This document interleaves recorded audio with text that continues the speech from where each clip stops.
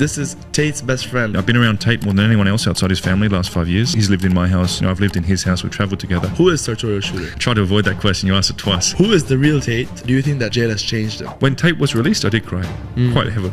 I think you're tearing up right now, man. Yeah, well, I care about those brothers. It was an amazing moment to see them come out. You said that you had some exciting updates that have yet to be shared online. Yes, indeed. So You live a nice life. You came here in a nice Ferrari. If you had to say the top 3 qualities that you had to instill in yourself to reach that level, what would you say those main 3 qualities are for you? How exactly did you meet Andrew? Were you planning on being with him by the time he got arrested? when he went in prison, everyone's like, oh, do you think he'll get run up on? If his cellmate starts trouble, I feel sorry for the cellmate. How has your life changed since you've joined Islam? He's an incredible orator. He speaks so well. How does he do that? How does he speak that well? You were always the guy in the background. Why did Andrew choose you to be his closest? When I started spending time with the Tates at first, man, it was exhausting. Would you take a bullet for him? I've only ever seen Tate chill once, and I can tell you the story. I haven't told it before. I've had consequences. I've had people make threats against my family.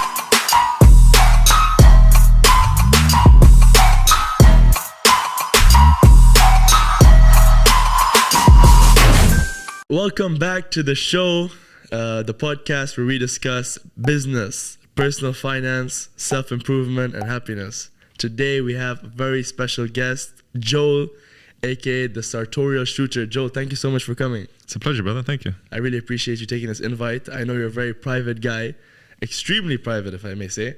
And today he's coming here to tell us a bit about who he is. This is Tate's best friend. To quote Tate's exact words, the closest thing I have to family that isn't family. Yep. Damn. So this is gonna be very interesting. He has some updates that have never been said before about Andrew Tate as well, which we're gonna hear as an exclusive on the show. So really appreciate you coming on here today, brother. I hope that we can talk a bit about the truth and about your story, where you came from. Why did Tate choose you out of everybody in the world to become this close to him? And I know that Andrew is somebody who doesn't trust people easily. Ain't that the truth? Right? So let's talk about Sartorial Shooter. Who is Sartorial Shooter? All right, brother. So first of all, to address the privacy thing, I was always the guy in the background with Tate, and I was happy with that. Yeah. I was saying no consistently to podcast requests and the like. I've changed that stance simply because I strongly, on a deep level, believe and I see the positive impact Tate has and his various products and the communities that he's built. I see the positive benefit Tate has on humanity. Like it's a pretty big picture thing. Yeah. And so while I prefer being private, I mean, yes, I have fun on Instagram. I show cars and lifestyle, whatever, but I haven't actually spoken that much. Over the last few weeks, I've changed that because while my privacy is important to me and indeed professionally, it's not that useful for me to be, out there, out of brotherhood for Tate and also out of a strong belief in the importance of speaking truth. I think it's a pretty important thing. I need to speak up, and because I've been around Tate more than anyone else outside his family the last 5 years, literally hundreds of days. He's lived in my house, I've lived in his house, we've traveled together. It is my duty as a man who cares about humanity and who is committed in the fight against shaitan. Let's be real, there's a lot of satanic agendas being pushed with all this liberal religion of wokeism. It's my duty to accept that I'll sacrifice the privacy thing and come out and go loud. So I'm going very loud, even sitting here talking to you. It's way outside the zone. I mean, there are risks involved and there are negatives, but the positives greatly outweigh that. If I can help Tate, my brother from another mother in any way, then of course I'll do that. That's what brothers are about, right? Nice, yeah, I agree. So who is Sartorial Shooter? I tried to avoid that question. You asked it twice. So, mate, I'm Australian. I grew up in Oz. I joined the army as soon as I was legally able to. Started as a soldier. Went overseas.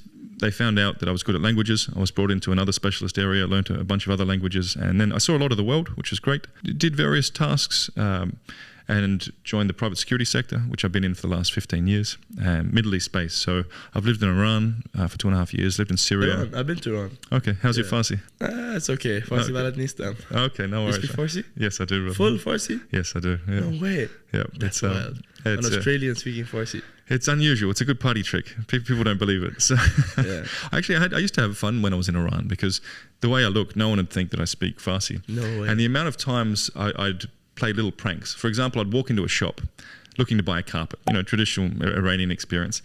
And they'd say, in a playful way, look, this guy looks like he's got some cash. Let's give him a nice, nice price. Referring to the fact they say that? Yeah. But in Farsi, thinking I don't understand.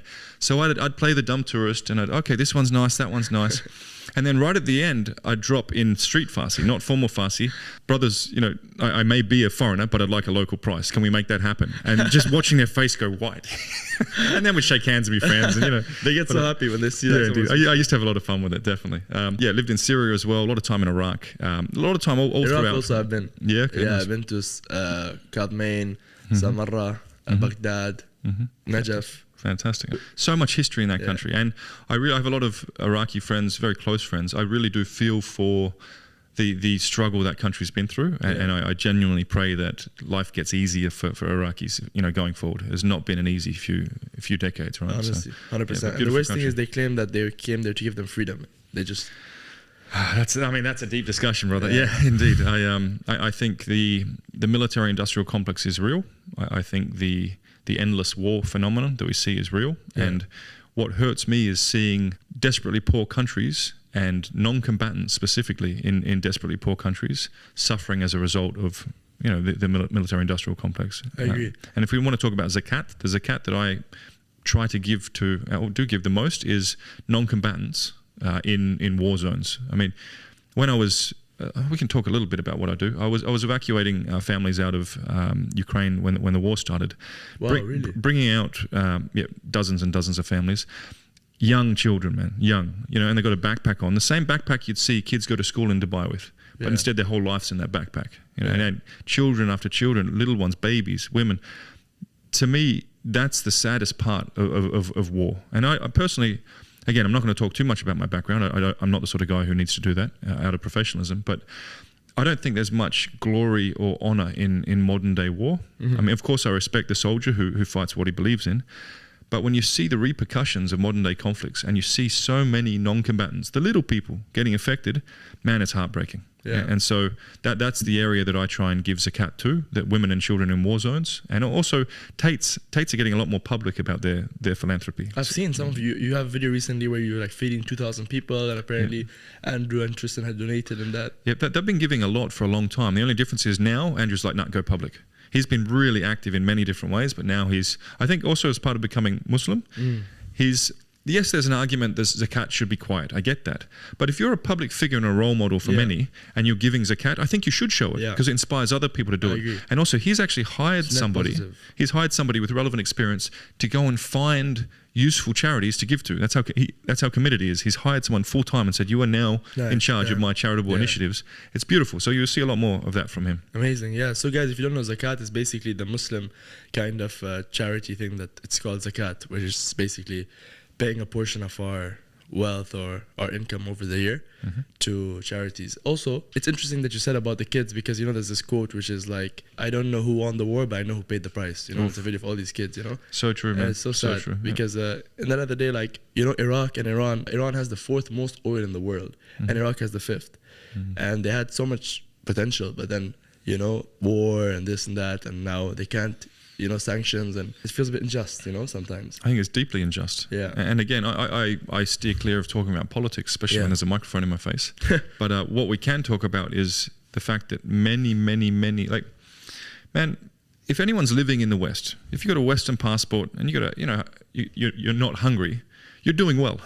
Yeah. And so whenever I see Westerners 100%. Or people in the first world complaining about anything, they need to spend a bit of time in the countries where I built my career. Because so many people, including non-combatants, women and children, are suffering on a day-to-day basis. Again, if you've got that Western passport and you're going to bed not hungry and you know, you have safety, these sorts of things, you should wake up every day and be aggressively grateful for what you've got. 100%. And so, I really, when my kids are a bit old, I've got an 8-year-old daughter, 10-year-old son.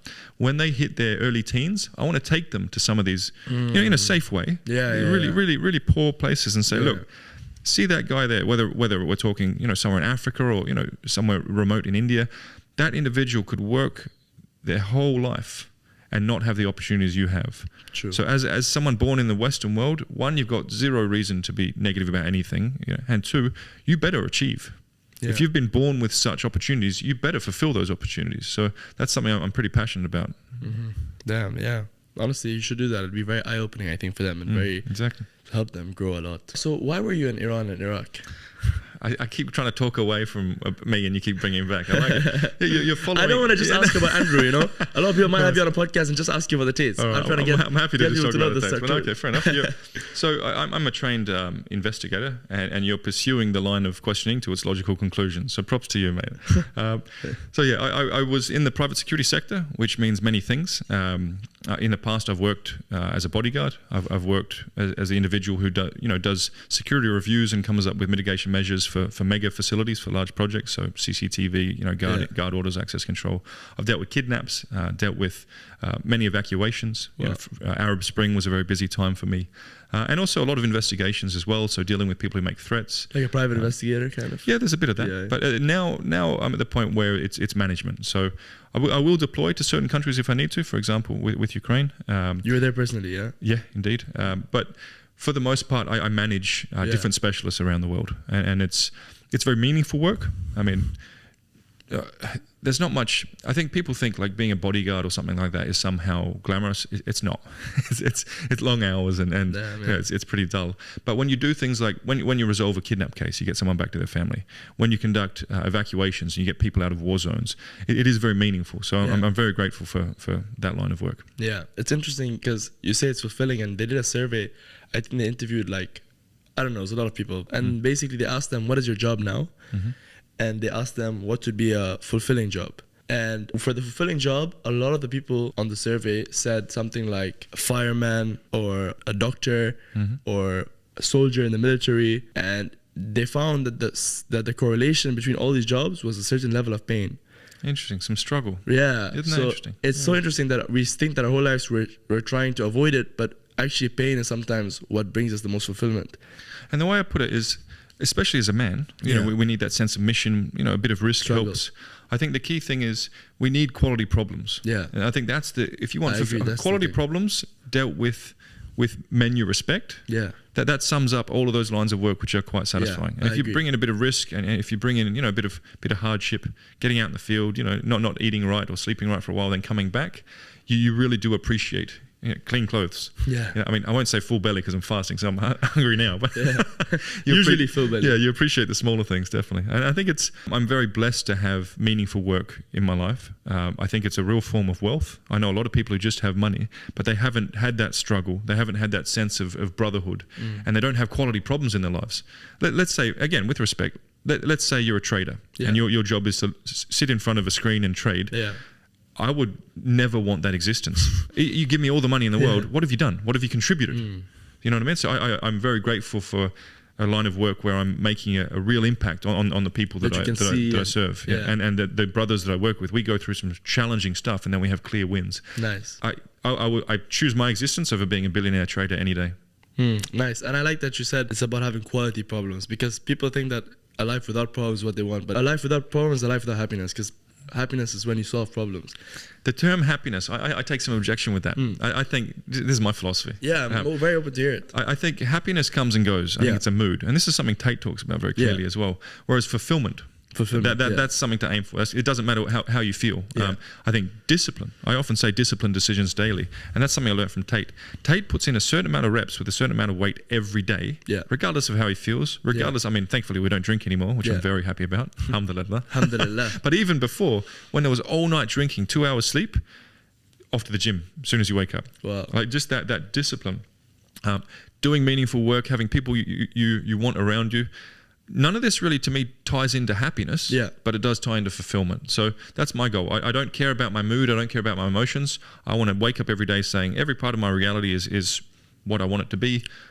Alhamdulillah, very blessed materially, amazing friends, meaningful work. I'm fulfilled. I know that I'm making the right decisions in my life. So I don't use the word happiness. Yeah, no, I agree with that. Makes sense. A lot of sense. Just using that as like an umbrella term. But actually, yeah, you're right. What we're chasing is not happiness, because happiness is just like a short-term fleeting thing. And you can get happiness from drugs. You can get happiness from hedonism. You can get happiness from true. unhealthy ways. You can't get fulfillment from drugs. No. You can't get fulfillment from hedonism. Like that long-term kind of peaceful feeling. Exactly. And that's why I'm grateful to have discovered Islam. If you're seeking a really fulfilling existence and you don't have a relationship with God, you don't have somewhere you can go and forget all the problems of dunya, of the world, and speak to what you perceive to be the higher force in the world, and to have that extra element below the material on the surface, then I think you're really missing a trick. So I don't think it's possible to have real fulfillment without strong faith. I really believe that. Yeah, honestly, because I remember for me as a kid, I always said like I want to have financial success, personal and spiritual. You know, and I think you need all three. Without spiritual, you're living a life of nihilism. You're just waiting to die, and you're missing out on a real core part of the human experience. Right. Definitely. I tell people sometimes, let's say you don't believe that God exists, but if you're gonna live a life, and you know that having a God just outweighs not having a God 10 times. Why would you not just have someone there that you can believe in? You know what I mean? That's it, man. Show me a fulfilled atheist. I'm yet to meet one. True. They tend to be pretty grumpy and pretty unhappy and angry at the world and spending a lot of time on Twitter.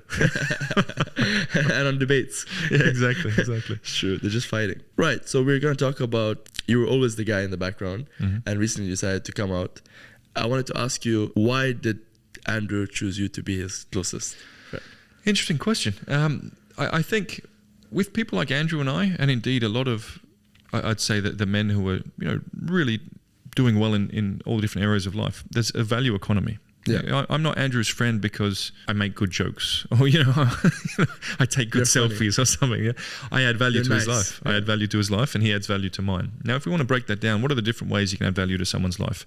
Typically, it'd be practical value. Yeah. I mean, the way you've built what you've built, you told me you bring, people who come in and they don't know the city, you show them the city, you introduce them to good people. So you're adding value to them. Yeah, 100%. They then add value to you by coming on your podcast. Exactly. Everyone wins. There's a similar dynamic, I think, with all of the people at the top, if you will, in their fields.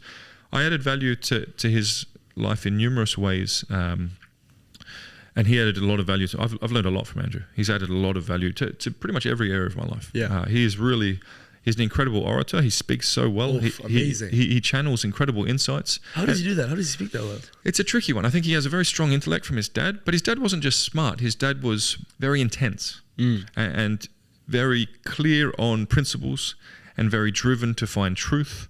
And so Andrew came in and his dad was very masculine, very driven, and Andrew's dad imparted that drive into his son, and to both of them, Andrew and Tristan. Tristan has an incredible intellect as well. True. I really hope Tristan chooses to speak out more because his insights in the human condition, his view of the world is incredible to listen to. They're both very different in their intelligence as well as guys. But from an early age, they had a role model who was very masculine, very principled, very driven for truth, very much rejecting the programming of society. Their dad from an early age taught them governments aren't necessarily in your favor. Modern day culture doesn't necessarily want the best for you. All these different things.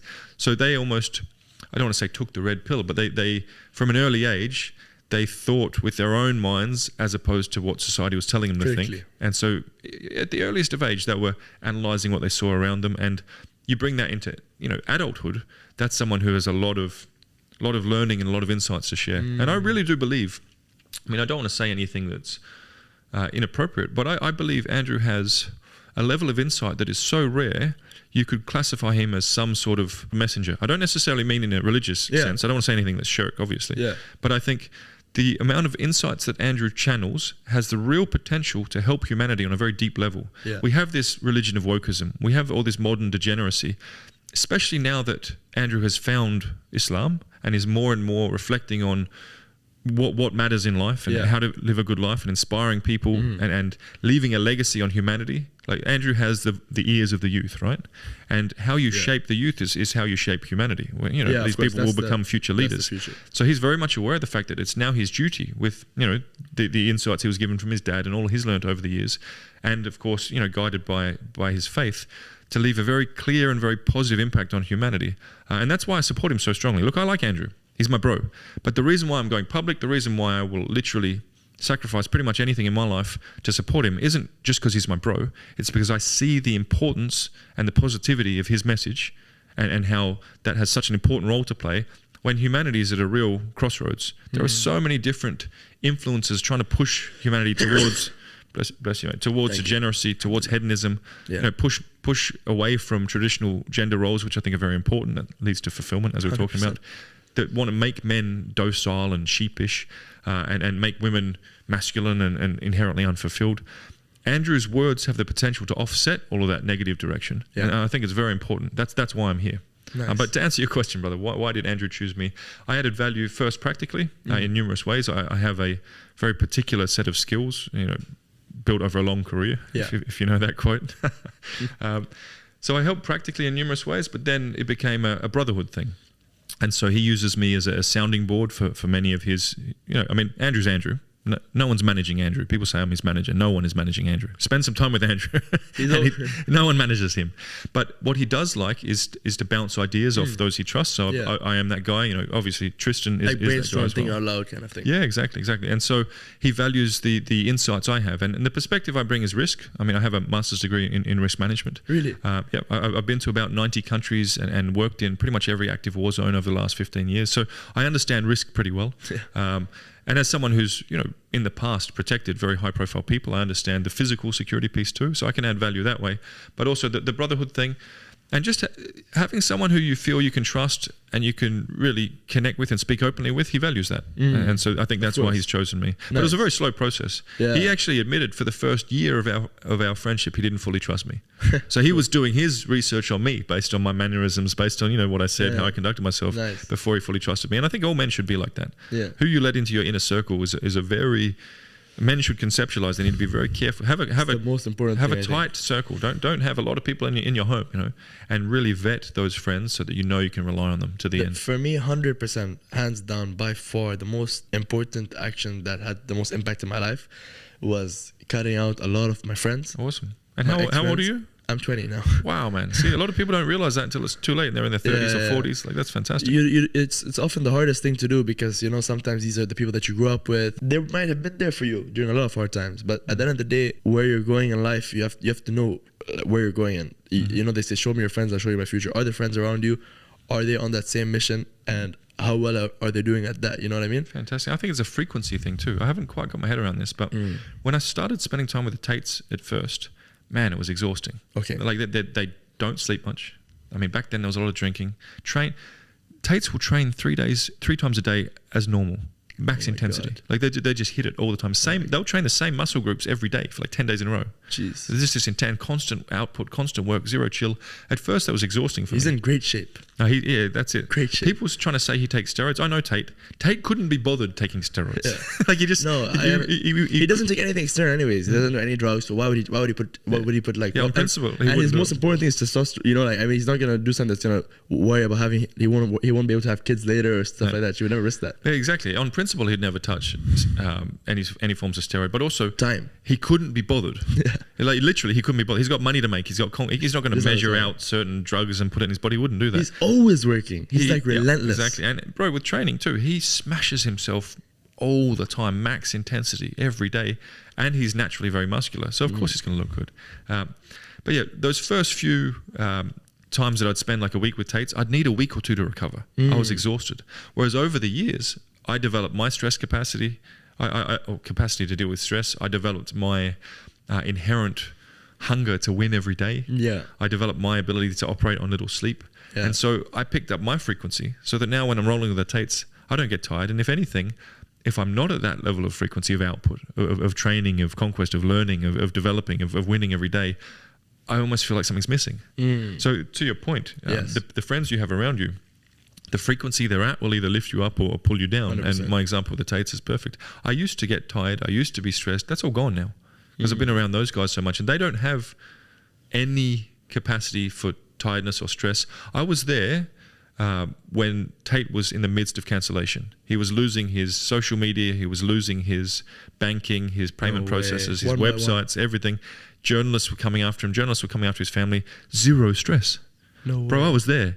Zero stress. He was frustrated, but he wasn't concerned. He wasn't stressed. He wasn't scared. Unfazed. He's like, these are the pieces on the chessboard. What's my next move? Damn. Genuine resilience, genuine stress, capacity to deal with stress. When you're around that sort of thing, it's going to pick up your ability to do the same. So yeah, selecting the right men for your tribe, your circle, because we're pack animals. We're not designed to be lone wolves. Yeah. Getting that high frequency. Oh yeah, exactly. Getting that high frequency tribe around you is super important for your own success. Damn. That's very interesting. Question. Would you take a bullet for him? Andrew Tate? I mean, look, I'd prefer to to resolve the situation before it came to that. Yeah. And that's, I mean, a lot of people, when it comes to executive protection, they think it's about, bring out a weapon and shooting people. If you are at the point where you need to reach for your weapon, you've already made a series of mistakes. And Andrew himself, he's a hard target. He's pretty aware himself. Yeah, So I'm not concerned for Andrew's physical. He's switched on. Yeah, exactly. As far as principles go, as far as people who are protected by bodyguards, he's pretty switched himself. And man's got hands. Yeah. Like when he went in prison, everyone's like, "Oh, do you think he'll get run up on? What if his cellmate starts something?" I'm like, if his cellmate starts trouble, I feel sorry for the cellmate. True. Like Tate is seriously about. He probably ran that prison. That's gonna be so interesting to hear him talk about. I bet he went in there straight away. Like, listen, you're gonna be this guy. Like, he probably made like a bit of an army with him. As I understand it, he's very good at building relationships, and real recognizes real in places like prison. As I understand it, he was well respected, and he built relationships well with the other people there. I was gonna ask you actually, like, were you planning on being with him in Romania when the time he got arrested, or like why weren't you there? I didn't know they were going to Romania. Okay. Actually, I think as I understand it, that was just a quick decision to do that For Christmas, I think, or something, right? Yeah, exactly. So yeah, I've been to Romania a lot. I've been in their houses, and this is why when everyone says, "Oh, they're trafficking this and that," I've been with them in Romania. I've seen women. I've seen the parties. Trust me, the only challenge that the Tates face in regards to women is getting women to leave. There's no desire or logical reason for him to detain anybody. It's simply not real, and so that's why the truth will come out. My personal estimate is another couple of months. At the end of the day, this investigation process has been going for pretty much a year now, and I understand, as a former guy who worked for, the Australian military and other areas of my country, I understand that investigations take time. Yeah. But the truth is the truth. The truth is the truth. And these guys are going to be released, and they are going to be found. They're either not going to be charged because it's just the credibility of those making the allegations is just not there. And there's a lot of evidence to show that the Tates didn't do this sort of thing. And logically, it just doesn't stand up. Or they'll be charged and then found innocent in a judicial process. They are the only. So when are you credible. expecting to see them completely free? I believe a couple of months. I really do, inshallah. I really do. Because the truth is the truth, man. Yeah. And again, I can understand why various judicial bodies in Romania would investigate based on the lies they were told. But the truth is still the truth. And the investigative process or the judicial process will demonstrate that. The Tates will be completely free. All the haters are going to lose their mind. But again, the truth is the truth. And inshallah, I'd say my best bet, couple of months. Again, inshallah, that they'll be completely free. Do you think the system's a bit weird? The fact that they do this thing called preventative arrest and they keep someone 6 months, allowed to keep up to 6 months inside while they just find out. It's kind of like guilty until proven innocent. You know what I mean? Again, I mean, I'm not a lawyer and I'm not read in on their, I don't communicate with their lawyers. I'm their mate. I'm not in any official capacity representing them. I'm speaking up because I care about these guys. And as I said, I believe their message is incredibly important. On a personal level, I think preventative detention is something that you could argue is unethical, but also professionally speaking, I mean, what right do I have to judge that country and its laws? Yeah, it's not really something I need to give comment on. I do think it's a scary thought that you could be held based on. Right now, we want the Romanian government to be happy with us. Exactly. I think it's a scary thought that you could be detained for months based on lies. The reality is, those two brothers just did 3 months in in a prison that's not exactly 5-star for something they didn't do. Personally, I find that to be terrifying, and I give them a lot of respect for staying stoic and staying level-headed throughout that process. But can you imagine doing 3 months in prison for something you didn't do? True. For something that came about based on absolute lies. And all your cars are getting impounded and at the same time. And as I understand it, the cars, all that stuff doesn't matter. What matters is clearing the name and the truth being known. No, of course, that's the first priority. Yeah, but man, to answer your question, I think the idea of preventative arrest is pretty scary. But the truth is the truth, and the truth will win, and the brothers will be out soon, inshallah. The truth is like a lion. No one has to protect it. Yeah, that's a quote from our Sahaba of the Prophet. Anyways, that's awesome. So who is the real Tate, and do you think that jail has changed him? Who is the real Tate? Okay, so, I mean, as someone who's in his inner circle, I know him pretty well. The real Tate, when it comes to daily interactions, is very respectful, very logical. Never once have I seen him angry, not once. I mean, he's pretty vibrant when he's in front of the camera, but on a personal level, he has such control over his emotions. I've never even once seen him raise his voice at anyone ever. He's a very calm guy. I mean, you've interacted with him, right? He's very, very grounded, very respectful. I've never even seen him be rude to a waiter or somebody serving him on a jet. He's a polite, respectful individual. That's the real Tate. He's also he's a deep thinker. The conversations we have, typically once the day's work is done, and we'll sit around, we'll talk about religion, we'll talk about truth, we'll talk about the meaning of life. Like, he's a very introspective guy who's always seeking truth. He's a very curious man who wants to understand, life and the human experience as well as he can. That's why I think it was inevitable that he'd find Islam, because for me, Islam is the clearest system with which to perceive the human experience and to live a good life. There is another side of Tate where he is an entertainer. And he likes, the big statements, and he does seek out controversy. I mean, the man has mastered the attention economy, right? He knows how to bring attention and then monetize it. How to poke the right places and to make people triggered and get them to talk about him. Yeah, and so he's also very much a chess player. He views life as a form of combat. And he won't stop. He could have $1 billion. He would still be wanting combat every day, wanting challenge, wanting conquest. There's no stop to that man's work ethic. Yeah. So I'd say, very respectful, very grounded, also a very capable entertainer, but just fiercely driven for conquest. The main thing about Tate, every day he wants to conquer. Every day he wants to push himself. He wants the most out of every workout he does. He absolutely crushes himself.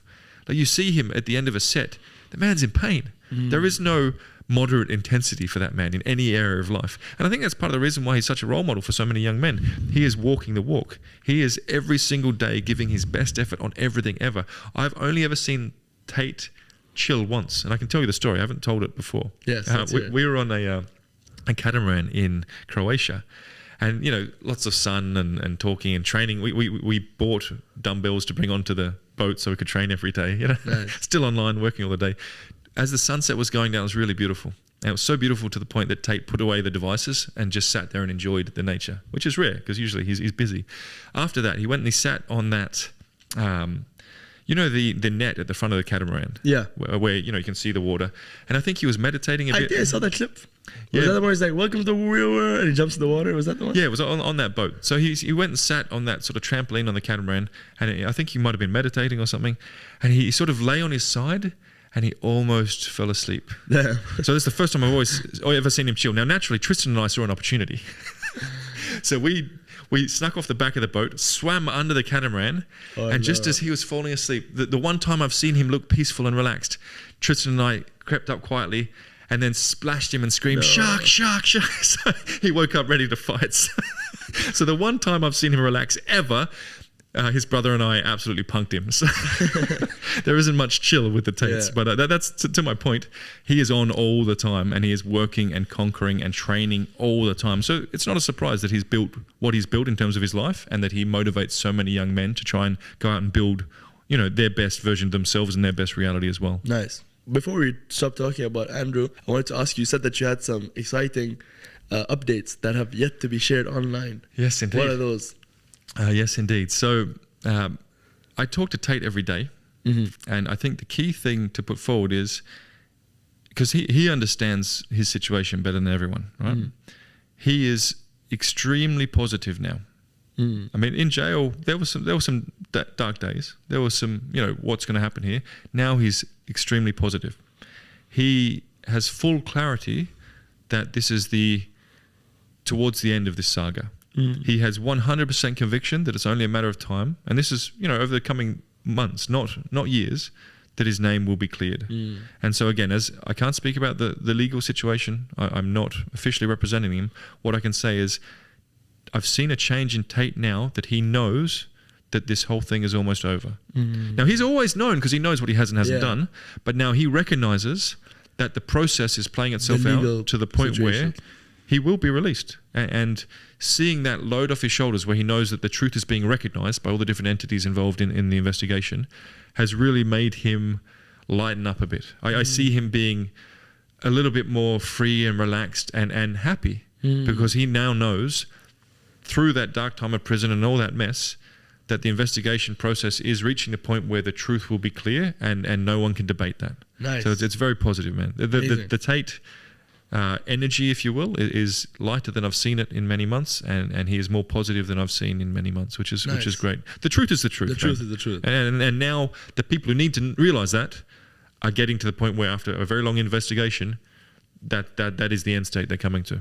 Nice. So, inshallah. I mean, so question then. Jewel, you live a nice life. You came here in a nice Ferrari. You have some nice cars, you know, nice house. You know, you've reached a level of success that a lot of people aspire to reach. If you had to say the top 3 qualities that you had to instill in yourself to reach that level, because this you're a very inspirational guy without you realizing it. But a lot of people want to live the life that you live. What would you say those main 3 qualities are for you? And it might be very different for you because you went down a military route and a very rare route. I mean, yeah, people who start their careers as infantry soldiers crawling around in the mud don't typically end up like this. Yeah, and that's fair. I get that. I think a number of things. One, I was born poor, welfare family, single parent family. You know, secondhand clothing, all that sort of stuff. That's why I enjoy tailor-made clothing, because it's different to the secondhand clothing with that secondhand clothing smell that I grew up with. The clothes for me are a symbol of that poor kid manifesting something better. It's a lot more than clothes. It's communication. Yeah, definitely. It's symbolic of the progress involved. So that deep hunger, and I don't know how to find that. I mean, if I was born with money, maybe I wouldn't have that hunger. But from a very early age, I was angry at my situation and I knew I could do better. And that's something I think Tate, inspires in people. Young men who want to do better, get angry. It's okay to be angry. Get to the gym. Get boxing. Get that hunger to every day do the right thing. But is anger being emotional? Or do you think it can? I think it can be. Okay, I don't think it should be like a unsolicited. So when you turn on, the garden hose and it sort of flaps around, it shouldn't be like that. Your anger should be a laser point that is sustainable. It's a slow burn fire that guides you every day. So get in touch with that anger and that positive anger, that positive intensity to make your life better. Like a fire inside your belly. And all these young guys who want to have a better life, but they have time for TV or they have time for video games. I'm 40 years old. Alhamdulillah, I'm financially independent. I have accolades, status, whatever. I don't have time for video games. I don't have time for TV. I haven't sat down and watched a full episode of TV for as long as I can remember. If you're some young guy who wants to change your life, you don't have time for these things even more than me. What are you doing? And so I speak quite openly against that. I speak openly against things like pornography. A man's sexual energy, if we can say this, is power. Why would you waste it with something like pornography? It's life force. Take that life force and channel it towards bettering your life, towards building capacity to add value to society. Things like video games. People want to shoot and drive on video games. Get your money right and go and learn how to shoot and drive in real life. Why people are outsourcing their masculinity to the virtual world, I never understand. If you want to have a lot, sexual interactions with beautiful women, do it in real life. Build yourself to be that man.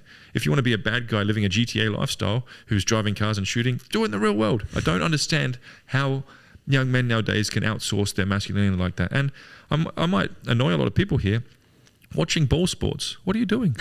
No, I can't agree with you, honestly. No, I mean it. Like, if you want to be a hero, do it in your own life. Don't go and watch someone else. Oh, look how well he kicked that ball. Yay, he's amazing. Develop that capacity yourself. I do not understand the outsourcing of your desire to achieve and do cool things as a man to the virtual world or to a football team.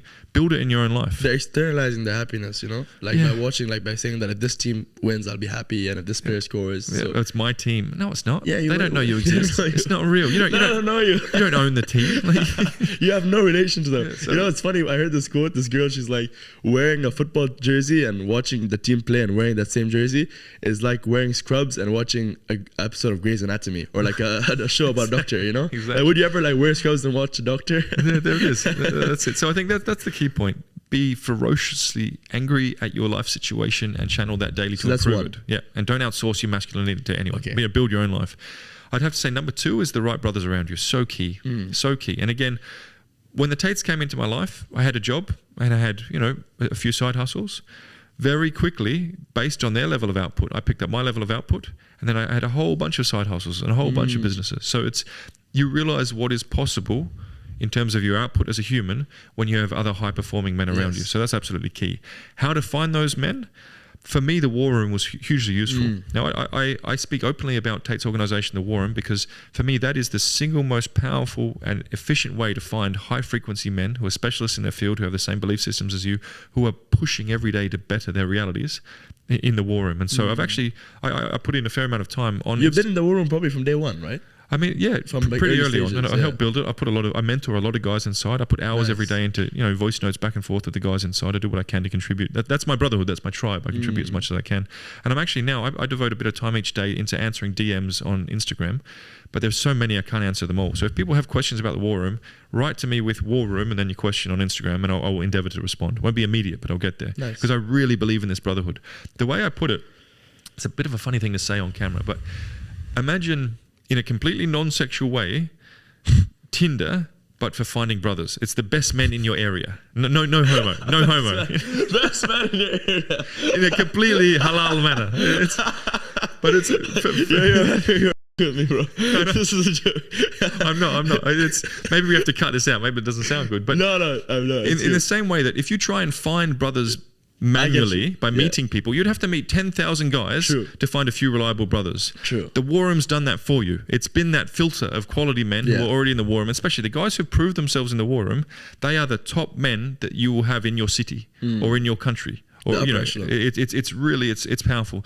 I went to Bangkok recently. There were 30 or 40 War Room guys there, all of them hustling, all of them training, all of them with positive relationships in their lives, and all of them pushing for more every day. You get that many high quality men together working at maximum frequency to better their lives, man, the energy in the room is something different. The power in the War Room is real. And to your point about success, once you've got your money right, once you've got your fitness right, there are other levels to it. A big part of that is brotherhood, is meaningful work, is having a day-to-day reality where every single component part of your daily reality is exactly how you want it. I refer to it as a custom-made reality. Now, if you're working on that, we talk about quality problems. We talk about customized, clothes and cars and all this fun adventures with the boys. I know a lot of rich people who don't have time to go on adventures with the boys. Hiking. Everyone in the War Room is doing these things together. Nice. Man, it's so powerful. And a lot of people, once they join the War Room, they say, you know what? I was lonely before this. I had one or two mates who I caught up with occasionally. Now I have dozens, if not hundreds of men around the world. I can travel to any city and I find a guy who I can connect with. He's got his contacts there. He's got that local knowledge. If I want to set up a business, or if I want to buy property, if I want a good lawyer to help me structure my finances properly, it's all there. The power of the War Room ties into my second point. You need the right brothers around you. You need the right brothers around you. And if you think you can do that by yourself, all right, try. The War Room has already done it. It's very powerful. So yeah, that undying hunger to succeed and disciplined decisions daily is point one. Secondly is that right brothers around you, and War Room delivers that. The third, I think, now, I don't want to sound like I'm pushing too hard for the dawah here, but I think Islam is one of the most powerful ways to really supercharge your discipline as a man. Yeah. And let's face it, in today's day and age, especially for young men, there's a lot of distraction. You can access endless pornography on your phone. People can access drugs, the hookup culture. You could have endless, meaningless intimacy with a new woman every day if you wanted to. Yeah. What's going to stop young men, especially when the culture's saying, hey, go do it. Go take drugs. Go chase your hedonistic pursuits. What is going to keep young men disciplined? In a more powerful way than Islam, which says, Akhira, day of judgment, every action you take will be judged. You are accountable to God. There is a very clear code. A lot of people don't realize who haven't studied or practiced Islam. It's more than what people perceive a religion to be. It is a structure, and it is a disciplined way of life. It's a perspective with which to view your daily life, and it's also a way to carry out your daily interactions with people, your daily routines. Even the act of praying regularly. What a fantastic way to remind yourself about what matters and what doesn't, to avoid all the distractions of dunya, all the complications of fitra that we have all around us. So for me, any young man who is really serious about being the best version of himself and living a very disciplined life and attaining success well above the material, attaining that fulfillment where you're living a good, meaningful life, living on the straight path, I think Islam has a very, very important role to play in building that ultimate custom-made reality. So they're the 3 points to answer your question. That's really good to hear, man. And it's so refreshing to hear it from someone who's like obviously a revert, and I think reverts, and because I've spoken to a lot of reverts, I think they have a a different way of viewing Islam because they've chosen it. And also, as the journey of a revert, especially if you're in the West, Islam is not presented in a positive fashion. It's the opposite. So reverts from the West have seen something that's put forward negatively, done their own research, and actually decided, hang on, this is positive to the point where I want to be a part of this and I want to commit to it. You can't undo Shahada. It's a one-way trip, right? In a positive sense. And so I think the reverts who I've interacted with, it's really beautiful because they've consciously decided to give up certain things, to make certain sacrifices, and to live with a certain structure. And I think reverts are very consciously aware of how fortunate they are to have Islam. Whereas if you're born into Islam, maybe, and you haven't been through that conscious journey, maybe you don't know how lucky you are to have it. Honestly, those 3 points pretty much summarize what you would need to be successful. Interesting question, which I actually forgot to ask you, which is I'm really curious about now. How exactly did you meet Andrew? Okay, so I had a task on in Romania. I didn't know anyone in Romania. And how long ago was it? Sorry, this was 5 years ago. Okay. I connected with him on social media. So I said, hey, I just messaged him and said, do you know anyone who can help with this situation? He supported. So I said, I have a weapons and tactics training facility in Ukraine. I'd love to host you and your brother. More of as a throwaway comment than anything. But was he famous at that time? Not really. He had like 300K followers on Instagram. And he said, okay, let's do it. I'm like, oh, okay, bro. Yes, soon. He's like, no, when can we do it? And so he was really keen to come over and train. And through that process of putting him and his brother through some pretty intense days of weapons and tactics training, I saw a very heightened level of mental and physical capability. I mean, you put someone on a range, you do pretty dynamic live fire drills, when it's safe to do so. You can see someone's character pretty clearly. I was like, all right, these guys are about it. And then when we sat and spoke at the end of that, it was clear to me that the insights they were channeling were so important that I had a role to play in the overall health of masculinity globally, of humanity. Right. And I said to them back then, your message is so important. Anything I can do to support with my network, with my skills, I'd love to do that. And here we are. So I'm not surprised that I didn't know they'd get this famous, but the importance of their message is what had me come on team, so to speak, and want to support them. The cars, the lifestyle, that stuff comes and goes, man. It's limited. How many cars do you need? There's a limit to that. But having a positive impact on society through the importance of Tate's message, that to me is what I'm here for. Did you ever meet his dad, or his dad passed away before you knew him? No, his dad passed away. I feel like I know his dad because he talks about his dad so much. But I never had the honor of meeting him. No. Question for you, and it's very random. Like, you are a very masculine man. Is it manly to cry, or is it bad to cry? Like, funny one, bro. I think it's healthy to express emotions, and if you hold on to emotions, you can get sick. I think that's an energetic frequency thing. I adjusted my view of men crying based on my converting to Islam, because when I took Shahada, the sheikh at my local mosque, and man, he's a masculine dude. I'm pretty sure if he needed to, he could throw beard, everything. He could throw down. Like, he's a masculine dude. He cried. He shed a tear. Yeah. I'm like, this guy. How many Shahadas would have he facilitated? But it still brings him to the point of crying. And also in the masjid, I've said this before, there are people crying in there because their connection with God is so powerful. So I thought, maybe it's okay to cry. And when Tate was released, I did cry quite heavily because there was just so much emotion there to see my brother finally getting out of jail. So I think it's a good thing, mate. I don't think you should cry out of weakness. Get the job done. But I think you're cheering up right now, man. Yeah, well, I care about those brothers. It was an amazing moment to see them come out. I don't think you should cry out of weakness. I don't think men should be vulnerable. I don't agree with that. But if you are crying due to a connection with your faith, if you are crying due to a connection with your brothers and something important happening, I think it's healthy. I really do. Yeah, that's how I'd put that. Excuse the emotion, mate. No, but this whole thing with the Tates being away has been terrible, man, on many levels. One, because it's my brothers, and two, because it's wrong. I know who they are. I've been around them. I know what they have or haven't done. I've been in their house. To see them do 3 months of prison for something they didn't do, to go down for lies, brother, if that doesn't get you emotional, what does? You know what I mean? So again, I don't mean to bring emotion into this, but yeah, that for me was a pretty. When they got out, alhamdulillah, what a beautiful moment, man. Yeah, amazing. I can imagine. And when they finally get to Dubai, man, that's gonna be a beautiful moment soon, inshallah. Inshallah, I'm excited, man. I missed their videos, man. I honestly, when they went inside, it was so long that I didn't hear any I didn't see any videos of them, and so sad. And even I kind of saw some people obviously a strong fan base was still there, but some people kind of forgetting about it, talking about the next thing, and and it was so sad to see how quickly people will not only forget you, but even switch up and go against you. Man, it was interesting. A lot of people before Tate went on the Romanian funded unplanned holiday, if you will, before he was imprisoned wrongly, as history will show when we move forward. Everyone wanted a piece of Tate. Everyone. And a lot of people contact me, right? Because they know I'm close to Tate. Every day, hey, want a piece of Tate, want to be around Tate, want to speak to Tate. As soon as he was down, poof, silence. Except for a few people. And those few people have been well noticed by myself, by Tate. And when Tate comes out, obviously he's going to be even more famous. Anyone who supported him, he will be showing gratitude. Because that's when you can see the real character of a person. Of course, when you're in hard times. Exactly. And man, again, I don't want to give myself props, but at no moment... You should. No, I don't think so. I think anyone in my position would have. I've had consequences. I've had people make threats against my family. I've been doxxed. I've had all sorts of nonsense. People trying to interrupt my professional life, all these things. I don't care.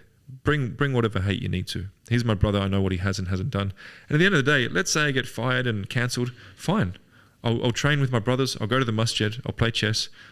You cannot cancel a man who has a strong relationship with God. Call me nasty things on Twitter. Like I care. I can walk across the street and speak to God. I can speak to Allah subhanahu wa ta'ala. Cancel me. See if I care. You know what I mean? There's power there. So yeah, I believe I'm genuinely uncancelable now. So people can come at me with whatever they want. I'm going to continue to support Tate because I know the truth. It's that simple. And I think anyone else who is a true brother and has been around him, they have the exact same mindset. All right, fine, cancel me. I'm going to stand up for what's true, what I know to be true. All these experts trying to analyze Tate, most of them haven't even met him. Shame on you for thinking you know the man well enough to try and label him with these negative titles, having never even met him. What, based on something he said on the internet? Yeah. When we know that he's mastered the attention economy and he did it consciously. And it was all short form clips anyways. Like they didn't even listen to his long form to judge him, you know? And you walk around with Tate, maybe you've even seen it. How many men come up to him, and women too, saying, your message has positively impacted my life? It's constant. Yeah. And so when I see people saying these negative things about Tate, when the reality is everyone comes up to him and says, hey man, you've changed my life, I have to speak up. We all do. You were talking about the story when you met him. That first interaction, did you know that this person would become the person that he is today? I knew he had an important role to play in offsetting wokeism, offsetting modern day degeneracy. And I knew that he would continue to build a following based on the positive words that he's... I mean, there's a lot of people out there who speak about what's wrong with the world. And this is where the red pill thing, our relationships are no good, traditional values are gone, a man, shouldn't, or like the MGTOW movement, all these different things. There's a lot of different people preaching different pills you can take, the red pill, that call out the problems. Some of what Tate was putting forward is the solutions. Work harder. If you think relationships nowadays are terrible and you can't find good women, work harder on yourself. Be disciplined. Crush it in every area of your life. Become a high-level man, and then you'll find a high-level woman. So I always thought Tate is putting forward the solution to many of the problems in today's day and age. And now I see Islam as the ultimate solution to many of the problems in the world. Everyone talks about taking the red pill. Why not take the green pill? That's where the answers are, man. I quite like that concept. Nice. But to come back to your question, I knew Tate's message was important, and I knew I had again specific skills that I could add to helping protect him and helping get that message out there. I didn't know he'd become this much of a cultural icon. He is a cultural icon at this point. He's bigger than one man. He is a symbol. Am I surprised by it happening? No. The power of the positive elements of his message, which is 99% of what he talks about, it's got nothing to do with women or negativity. It's positivity, right? Yeah. It's self-discipline, self-accountability. Exactly. So I'm not surprised at all that he became this famous, and he'll continue to be this famous because he has a very positive role to play for the youth of today and for humanity as a whole. I have a question for me. What I noticed when I was younger, I like to relax a bit more. As a kid, obviously, I like to enjoy, meet friends, go out, And I've noticed as I become more of someone who's ambitious and more older, and I feel like I really have to be making good progress on my goals. I've tried to always keep this kind of focus on my goals, Every time I was getting distracted, I'd remind myself, need to focus on my goals. And I feel like this is kind of a thing that happens in your mind that once it kind of switches on, it's very hard to switch off because you're talking about relaxing. And I was just thinking about it. I know that now, honestly, if I spend 5 minutes and I feel like I'm not being productive, there's a feeling inside of me what am I doing? I'm wasting my time. I need to get to do something productive. And as much as that's a good thing, I'm also kind of wary of, living a life where I'm never able to switch off for a second. You know what I mean? Yep, definitely. And I do feel like with Andrew as well, But I feel like with him, it's very much like he doesn't want to switch off. Like he's happy. But for me, I feel like I was not innately like this. Yeah. You know, I this is something that I've made myself. I've turned myself into a beast, you know, that I don't know if I want to stay this way. Definitely. And I think, I mean, we all have our own ability to choose the way we want to live our life, as long as you're doing it consciously. Andrew wants to work constantly forever and will do that for the rest of his life. I would say I've worked so hard in the past that I have had health impact on that. Of course, because your job is like, you know? I mean, a lot of travel, a lot of trauma. I don't know about that. I'm pretty comfortable in war zone. There are safe ways to operate in dangerous countries, or risk managed ways to operate in dangerous countries. A lot of time not sleeping right, not eating right, you know, a lot of disruption to you know, daily routines and so on. I think work high output, be that maximum output man, but you've got to keep your health right. And so we want to chase, you know, I want X amount of productive hours. I want, you know, build quality teams. I want to hit certain financial goals. You need to conceptualize a health goal, such as I need to get 1 massage a week, and view it as important as any other area of business. I need to train every day. And view that. Do you get a massage every week? Of course, yeah. Nice. I have to keep my body going. Yeah. I got some issues from the army days, mate. Some pretty serious injuries. Do a certain amount of rehab if you need to for injuries, and view that as you would any other task in your business world. It is that important. Because when your health falls over, that's all you've got.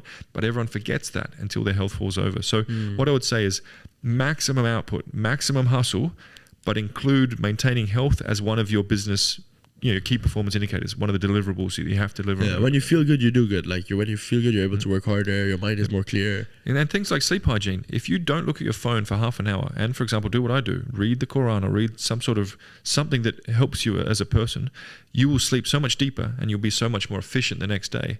So healthy habits should be a part of your grind for success. That's how I view it. It's not, oh, now I'm working, now I'm relaxing. It's like, no, things like prayer, things like sleep hygiene, things like studying Islam are part of my daily hustle and are part of me being successful as a man. It's not on or off. It's on all the time, and including things that help me stay healthy within that on all the time. If that makes sense, bro. Yeah. I wanted to ask you, like, have you had many near-death experiences when you were growing up? I know, obviously, you can't talk too much about your job, but have you had many near-death experiences, or how close has it been? Or have you always been like very able to like stay kind of safe? No, I've made mistakes, and I've been in situations where I thought I was going to die. Definitely. I mean, I saw the first shots of the Yemen war with my own eyes. Physically, I saw them from the roof of the facility that I was in at the time. I've been in situations where I've made the wrong call and genuinely thought I was going to die, definitely. And many people have died because of those calls. Has that happened? Yeah, I've been pretty fortunate. Obviously, I've lost mates, and that's always that's something that will get you reflecting on life pretty deeply. But as a general rule, the people that I work with are, you know, we are capable, we keep each other alive. And again, I'm management nowadays, so something has to go very wrong for me to be exposed to any risk nowadays. But yeah, I've definitely been in the early stages. Yeah, I've been in many situations where, I mean, I've had artillery shells landing in a facility that I'm in, and not being able to hear properly for numerous days afterwards. I've had rounds hit the wall next to me, and had, you know, I've been in many situations where afterwards you see that there was a high likelihood of you dying. I don't really speak about this stuff openly because, first of all, a lot of people have done a lot more serious stuff in the military than me. Let them have their war stories and their glory. You know, I'm a private security professional, so I don't need to carry myself and talk about a bunch of war stories and things. I'm grateful for my experience in the military and the stuff that I've done. It taught me a lot. And also, I like to be a person who brings value now. Not, I used to be this, or I used to do that, and I have this story. I have capabilities now. I have a global network now. I have a proven capacity to be level-headed even when there are artillery shells landing, you know, literally on top of me. I've got that demonstrated track record to be the guy who can make sound decisions under extreme pressure. That's the value I bring now. Why do I need to talk about what I did in the past? I like that. But also, again, I'm not trying to come across as some special guy with some mysterious past. I'm not interested in that. Yeah. I'm a capable person now, and I'm a capable professional now. That's why you won't hear me bring out a bunch of stories. Yeah. Again, with respect to guys who did. No, I like that though. It's just, that's not my style. Yeah. It's interesting, and that's quite a noble choice, because it makes sense what you're saying. Like, you don't want to talk about this and this experience in the past, or like try and to also make, a lot of guys have done a lot more. Like, I've got a lot of mates who look. I broke my body in the military. I have significant spinal injuries which I carry to this day, which is challenging. But I've got mates who've broken their minds. I've got mates who've broken their entire lives. so many. you know? Why do so many ex-military people like go on and like they do drugs, or like maybe they saw some stuff alcohol, that a lot of alcohol. I think I haven't really spoken about this on camera, and I don't want to offend any of my brothers, but I think when you are in sharp ends of the military and you do certain things that involve danger and death, both death of your friends and death of, you know, the combatants that you're, you know, fighting against, or, you know, worst case scenario, non-combatants. I think afterwards you question, why did that happen?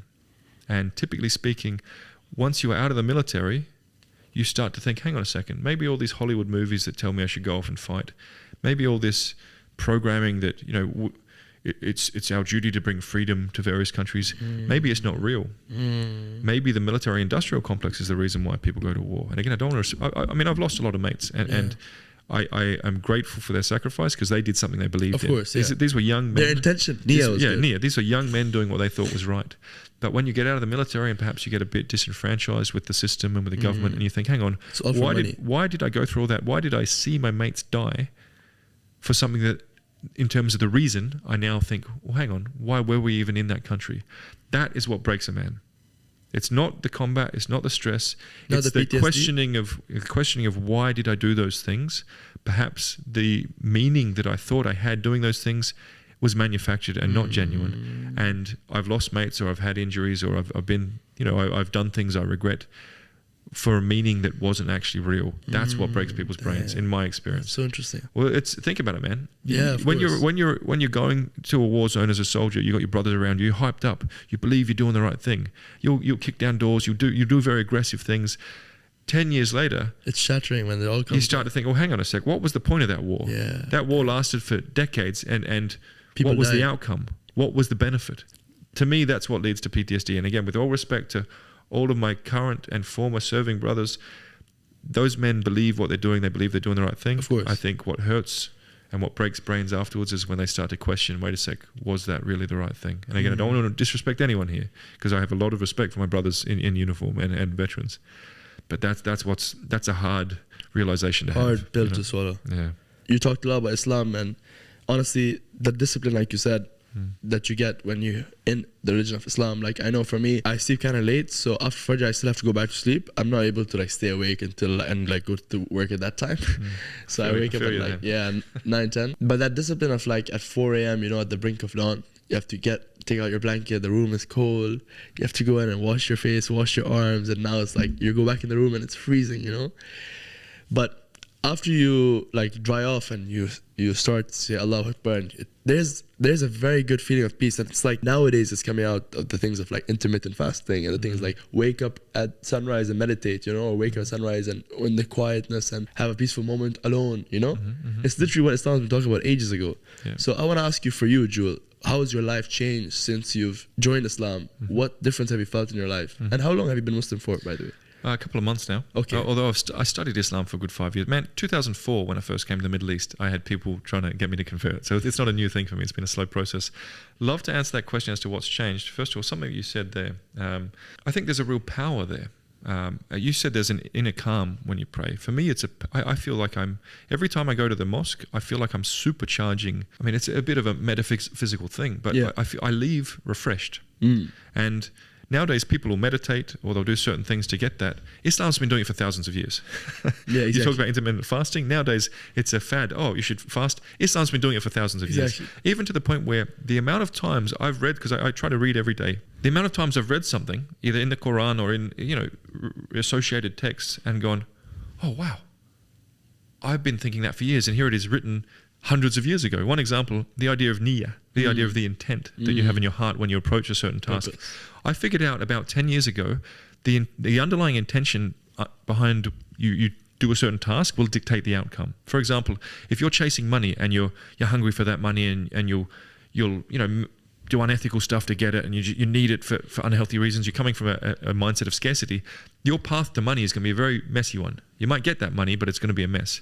If you're hungry for that money because you want to look after your family, you want to add value to society, you feel, look, I am worthy of abundance, your path to money will be a positive one. Yeah. So I had realized how important niyyah is, that intent through which you approach certain tasks, before I even read about niyyah in Islam. And then when I read about it, I was like, oh, I already believe this. Nice. But it took me 30 years to figure it out. Yeah. I've had moments like that dozens and dozens of times, as have my other revert friends. They're like, it took me 30, 40 years to figure this out. Islam figured this out hundreds, if not thousands of years ago. Why didn't I just study Islam earlier? Right. Does that make sense? There's so much 100%. To be discovered there. It's amazing.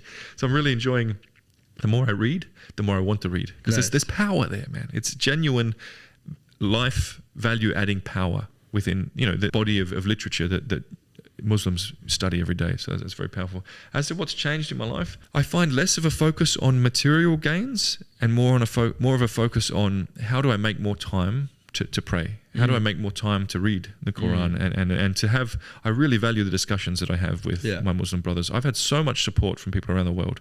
The people know who they are. People genuinely wanting to help me find good guidance and learn. It's a beautiful thing. So what has changed in my life? I've gotten a lot less of a focus on material wins and more of a focus on how do I practice this faith earnestly, because I truly believe in the value that comes from doing so. I am trying to structure my life now so that I have less hours of work and more time that I can devote to my faith. So that's one major change. And also, man, just a feeling of gratitude. I try to get the masjid every day. I live across the road. Alhamdulillah, it's pretty easy. I just walk across, which is quite a beautiful thing. We want to talk about Qadr Allah. For the longest of time, I thought it was cool to be across from the masjid. I've always respected Islam.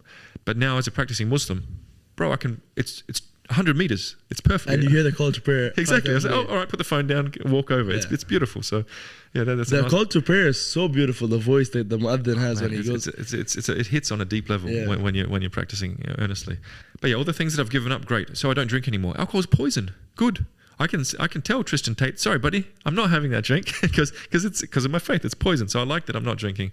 I like that I have a structured day that involves regularly putting down the phones and reminding myself what matters and what doesn't. With Salah. Yeah, exactly.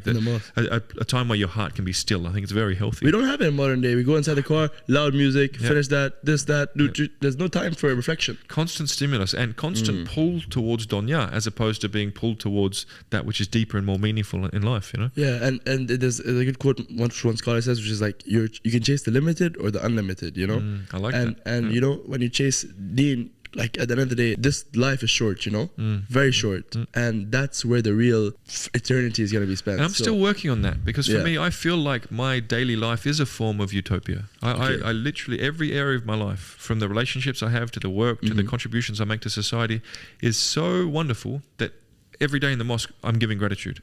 So the idea that there's an even better life after this, I'm still reflecting on that, because I'm pretty grateful with how I am. But that's good because, a lot of the bad traits that someone has is actually the hell that they make for themselves, So sometimes, like, if you're a jealous person, then that's a punishment you're giving yourself. If you're an angry person, it's a punishment you're giving yourself. Makes sense. So I think that you've maybe reached quite a high stage in like attributes wise. I've always been very conscious of how to interact in a positive way. And man, karma is real. Like if you put out negative energies to people, it's going to come back at you. That's really true. It says in the Quran, if you do one atom of good, you will see it. And if you do one atom, a level of bad, you will see it. It literally says atom, like the word translates to atom. Isn't that interesting? Nowadays, like, everyone's talking about all this modern day spirituality. The underlying truth is written in a more efficient way in a book that's 1400 years old. That was the miracle of the prophet. Like every other prophet had a miracle. Like the other prophets could make a stick turn into a snake or like something like that.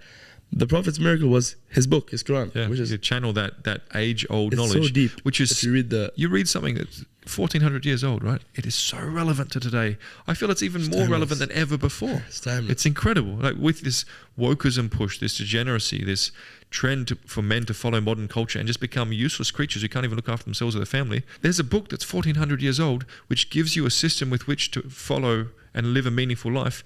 So you can reject all that modern day culture, all the hedonism, all the rubbish, and it's been there before any of us. Like that's power, man. I think that is a miracle, to your point. So how has my life changed? Everything that I've cut out, I'm happy that I've cut out. All of the new habits that I've developed are very positive in terms of salah, in terms of all these things. Man, I'm very grateful for Islam. And even my kids, I have them 1 week every couple of months. They fly over from the country they live in. I have them because they live with their mother, my ex. Now, I'd never push religion on kids. I think it's up to them to choose themselves.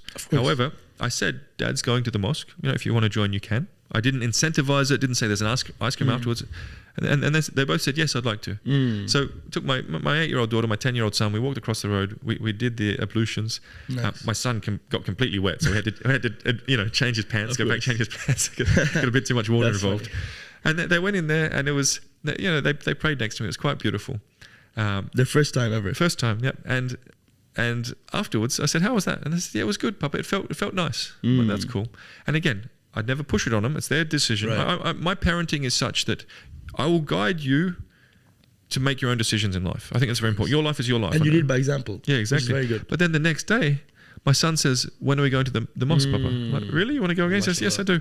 The day after that, my daughter says, when are we going to the mosque, Papa? They loved it. Nice. Now, again, I'm not pushing it on them in any way, but even as kids, they felt the value of salah. Yeah. They felt the beauty and the way you were able to tap into something bigger than yourself through salah. So that to me speaks to the power of it. It's just every single component of my life that I've either let go of or that I've adopted in terms of new ways of living is just incredibly positive. So I have a very strong gratitude for Islam, and I'm committed to continuing to learn and to practice as earnestly and as accurately as I can, because I see the power in that. I see the benefits, both for me and the people in my circle and society as a whole, through practicing Islam very literally and very earnestly. Yeah. It's real. Like I'm grateful for it, It's nice. And especially if you go to the deeper meaning of Salah, there's books literally written about just the one prayer. It's just all the different elements of it and why you do each element. Like if you see the Allahu Akbar, right? It means Allah is the greatest. And what do? You do this, And why you do this? Because it's a sign of submission. Yep. So when you start, you say Allahu Akbar when you're submitting, and the last thing you say before you end the salah, Assalamu alaikum wa rahmatullahi wa barakatuh. So you're saying peace to everybody. Literally, you're sending peace to literally every single soul on the planet. So it's so positive. Any resentment that you have towards anyone, any trouble that you've given yourself because someone's upset you, or you're basically sending peace to everyone, And it's literally the opposite of what's been told about Islam. It's literally the complete opposite. So if you analyze each and every, like there's also like when you stand up and you say Bihawlillah, you're saying with the strength from God I'm able to stand up, It's very, very, very deep. And bro, I love it. And even the things that you're conceptualizing every day, talking about the fact that shaitan is there, and as you enter the mosque, you're saying, protect me from shaitan. 100%. That's important. You need to remind yourself, because the evil does exist in this world, and there are many forces trying to infect your mind, infect your routine, limit you as a person. It's good to say, please help me, guide me away from evil. Man, there is so much pure logical sense in all the different routines and structures in Islam. It really is built in a way to make you the best version of yourself. And if you think you can do it better, all right, fine, good luck to you. Or you can tap into something that is centuries old that now 2 billion people are following. There's value there. Yeah. Again, if you're arrogant enough to think you can figure out the best way to live a life by yourself, good luck to you. I have studied and consciously chosen Islam because in my mind it's clear that this is the superior way with which to approach both perceiving the human condition and life and living out your life. It's so clear to me. I have some du'as which I'm going to send to you after this. There's one very good one called Dua Abu Hamza Tamali, and I'm going to send it to you. But anyways, to move on, I wanted to ask you and Tate often say that the West is a failing society. Oh, yeah. So why do you say that? I mean, look, Tate was screaming this 5 years ago when I first met him, right? Ijtima fashil. Yeah, is that how you say it in Arabic? I need more time to practice my Arabic. Fail society. I think humans need dogma. And now it's happening, by the way. So it's like you say, predicted it. People need dogma. People need guidance. And they're going to get that guidance from something external to them. Now, it can be the government, if we're looking like a communist system and the government tells you how to live and you must view the leader as if he's some kind of god. It can be culture. Worship these celebrities, worship, hedonism. Your guidance in life. Go to Coachella. Yeah, exactly. Your guidance, your religion can be chasing hedonism. It can be chasing immediate fulfillment. But I think the most important way the truest and most powerful way to find guidance, find that dogma for life and how to live life is from religion, something that's hundreds of years old. And I think anyone who practices any religion earnestly is going to be a better human, and therefore society will be a better society than if you're just, being led by your own desires and your own selfish needs. The West has become a largely godless place. And because we have no accountability to a higher force, people are just free to go and chase their hedonistic pursuits and be selfish and treat each other like rubbish because they don't believe in Akhira, the day of judgment. Do whatever you want. And so that's why you see increasingly polarized societies. You see high divorce rates. You see broken families. You see higher rates of people living on antidepressants. All these things are a sign of a godless society and a broken society. And that's why we can see Middle East, Dubai, that's becoming Europe. That is the safe place where you want to raise your kids. That is the place you can walk down the street and not worry about personal safety, or you can put your kids into school and not worry about certain sexual agendas being pushed on them. This part of the world, because it is a society driven by faith with an underpinning of respect for a higher power, accountability, and leaders who think that way as well. I think it's very important to have leaders who are strongly religious people, because if you have a godless leader, he's just going to do what's best for him. Right. So I think the West is a failed society. And one of the first things Tate said to me, and when I realized that this guy has insights to share, he said, what we're seeing in the West right now, which is leading this failed society, is the way a man and a woman interact is being interrupted. The natural order of women and men interacting is being disrupted. That will lead to disrupted families. Disrupted families lead to disrupted communities. Disrupted communities lead to, disruption at the societal level. That's where you get the failed society. If you interrupt the way a man and a woman interact, if you confuse traditional gender norms, if you fight against the sacredness of the family unit, and you have, for example, laws that incentivize divorce, all these sorts of things, that is on the macro level going to interrupt society, and that's what you see happening in the West. Last question then, before we wrap this off. How do you deal with death and losing all those friends? How is this? Because for me, I'm very inexperienced in that field. Both my grandparents are alive on both sides, like two. My mom, my dad. I don't really have anyone close to me really that passed away, and I have deep fear of that day. I don't know how I'm gonna deal with it. And I want to ask you, because you've probably experienced it a lot. I don't know if your parents are alive. Yeah, no, they're alive. But I'm sure your grandparents. Yeah, I've definitely experienced some things that I'm not going to talk about because I wouldn't be. No, of course, but like my advice for like someone else. Yeah, so what I'd say is, in the past I just get very angry. When I'd find out a mate had died, or had been killed in action, or something had gone wrong, I'd get super angry. But now I would turn to Islam, Qadr Allah. Yeah. Now it's a hard thing to swallow, but I genuinely believe that we all have a life path that is mapped out for us. Some of those life paths are long and peaceful. Some of them are short and intense. Right. And man, bad things happen in this world. So I'd reframe it. Instead of being afraid of death, I'd be conscious of the fact that death is coming, and therefore you need to do the best you can every day. And there's no guarantee for tomorrow. And that's why I like the concept of memento mori, of a skull. And I know that perhaps it's haram, so I need to read more into that. But I have a lot of art in my house that are skulls, because for me that reminds me, when I see that, one day I'll be dead. Yeah. Memento mori, reminder of your mortality. Reminder for death. Bruv, don't be afraid of death. Let your awareness of death inform how you interact. For example, you're afraid of your parents dying, so make the time to see them. When you see them, give them full focus. Don't be caught up on a phone. True. Keep in mind, the people you love could be dead tomorrow, so give them your full attention. Prioritize them. Keep in mind, you could be dead tomorrow. True. So get the most out of this life today and be the best man that you can today. Achieve the most, give back the most you can to your people today. So I think, fear of death can be a healthy thing if you enable it, or if you use it to motivate you to be the best person you can and get the most out of your interactions with your loved ones every day. I like that you keep that thought in mind. 100%. Because for us in Islam, I don't know about the skull thing. I've checked on that. I think it's fine, but for us, I think as long as you don't worship it, it's okay. Yeah. So for us in Islam, big tradition is going to the graveyard.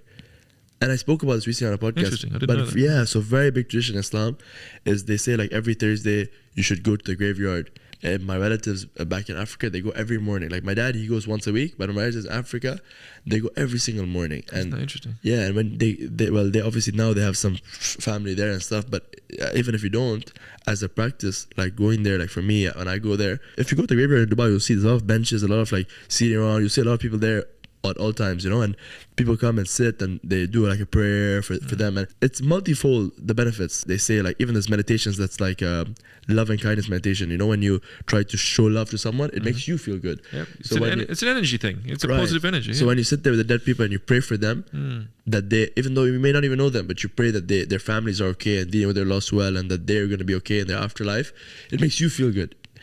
And then also obviously as a reminder, just that one day I will end up right there, you know, you can, sometimes I can even picture myself like being, because I've been to many funerals, and it's very recommended in Islam to go for the funerals, right? So we go, like, whenever someone in the community, in Islam, very strong sense of community, right?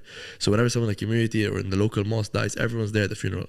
And you know, when you see the ritual in Islam is very beautiful. Like you see, we actually have the actual burial happen in front of us. So we see the body go inside, and then the sand, we throw the sand, and we all actually help to do the burial, you know. That's beautiful. Yeah, and it's, you sometimes you think like you will literally end up here very soon, you know. So that's super interesting. I didn't know that. I mean, there's so much to learn. I thought before I reverted, I thought I understood Islam pretty well. Now that I'm practicing, I know nothing, man. There's so much to learn, and that's beautiful. And I think Western society typically doesn't have that. They think you're crazy with death. If you go to the graveyard, they think you're crazy. But also, I think that's part of being a godless society. I think if you are in touch with your faith, and if you're in touch with your humanity, you should be grateful to your forefathers. You should be conscious of the fact, and foremothers, you know, you should be conscious of the fact that people put in a lot of work to make you who you are. Tate talks to this. Your forefathers fought off bears and things to enable you to live in such comfort. True. So I think it's a very positive thing to do. I think it's a wholly positive thing to do, and people don't do that in the West. You don't really talk about death. Man, like I've lost people very close to me, and in doing that, you find out there is a lot of death in this world, but in the West, people try and ignore it. Yeah. Again, to me, that's part of being a godless society. If you're in a society that is founded with faith, you should talk about it. You should pray for those who've come before you. You should remind yourself that, you know, one day you're going to die, so it's up to you to get the most out of every day. That's really positive, man. I thank you. I just learned something. No worries, man. Yeah, the more I can help, man. It's like the quote: the more you know, the more you realize you don't know, and it's true for all of us. Like, bro, especially with Islam. My goodness, so I honestly feel like I like what I'm doing work-wise, because I have numerous ways to support people. Yeah. I mean, even in the war room, I give a lot back to the guys. I help them, you know, level up in life. But a part of me would be happy leaving all my professional stuff aside and just studying Islam, because there is pure power there, man. There are so many insights, so much guidance, age-old insights there. If I retire one day and you just don't see me anymore, it's because I've gone off to just devote my life to studying Islam. Nice. There's so much there, man. Objectively speaking, there's so much value there that I wish I had more hours in the day. I know I'm working to make it so that I have more hours every day to learn more about Islam. Nice. Jewel, thank you so much for coming on here. We had a really good talk, and it was actually very interesting. Normally when I sit here, it's just more of me asking questions, but this was actually like a nice conversation. I even learned a lot from it myself. So I appreciate this, my brother. It was great to see you. Thank you, brother. It was great to have you. And props to you, man. At 20 years old, I was walking around in the jungle with a pack on my back. Like, look at what you've created. Keep doing what you're doing, man. It's really impressive. I appreciate you, man. And you guys, like you and Andrew, are giving me a chance to, you know, make these videos and stuff. So I don't take it for granted, you know. Fantastic. And when he's out, brother, there'll be much more. Like everyone who's put in energy and put their own name on the line to support Andrew and to know that 100%. He's positive and he's truthful, we're going to try and support as much as we can. I'll always say it. He's innocent, you know. So. Whatever they want to put on me, they can put on me, brother. Thank you so much, brother. Have a good day. Guys, if you watched this video and you enjoyed it, please smash a like. And in the description, you'll find all Jules' links as well. Links to the Telegram, the War Room, everything. Leave a comment, anything you learned, anything you have to say. We'd love to read those. Take care, guys. Have a good one. Peace. Thank you.